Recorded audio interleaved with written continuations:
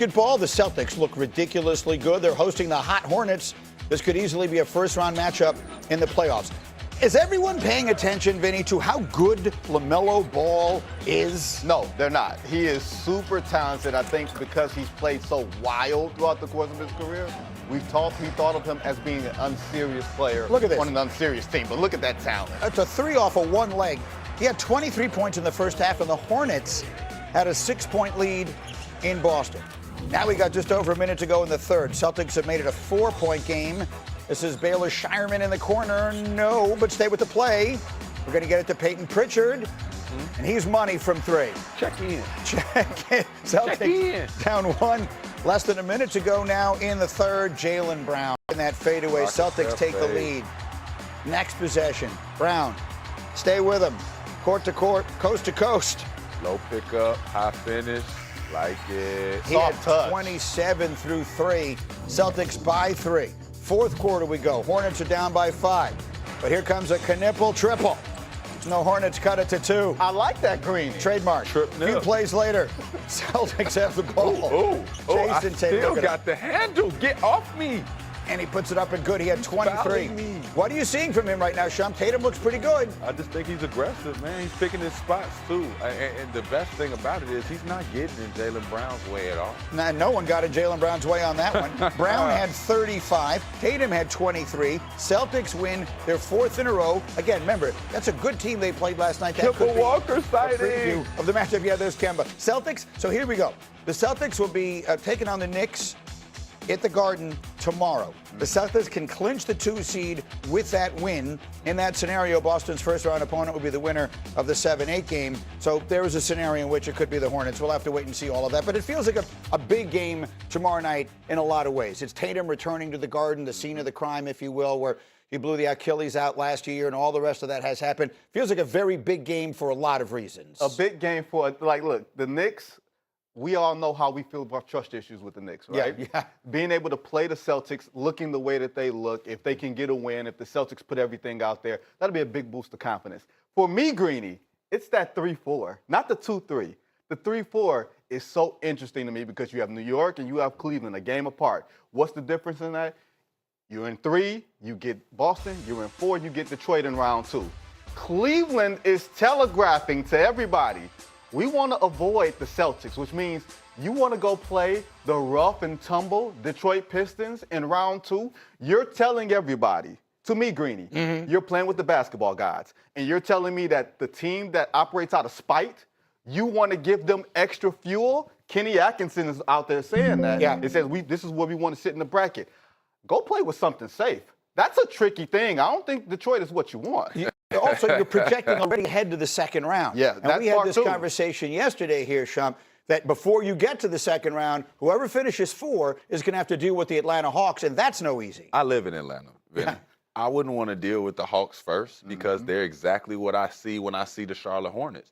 They are a bunch of guys that they don't really have a lot of expectation on them, but they have all the talent in the world. They have all the fun going on, all the feel-good feels, the vibes. They make sure to bring a highlight version of basketball, and when they really get rolling, you start to look at them and say, how good can they be?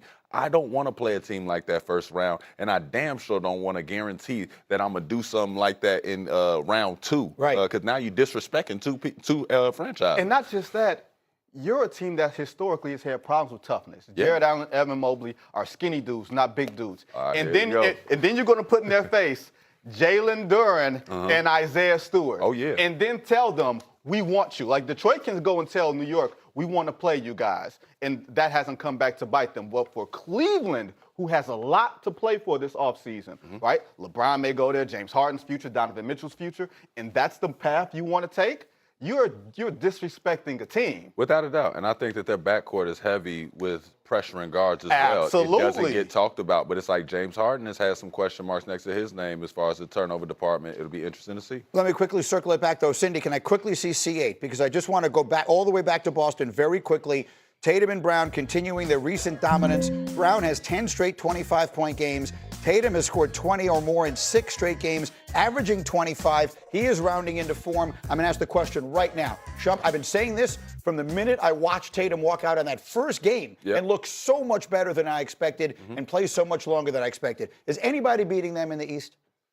It's going to be tough. It's going to be tough. But the thing about the East that's interesting, everybody seems to have a pretty good core, and everybody seems to have one or two guys that can push them over the top. So I think that if they let people hang around, they can definitely be in a battle with anybody. You got to remember, this is a New York Knicks team that beat this team before the injury was going to happen.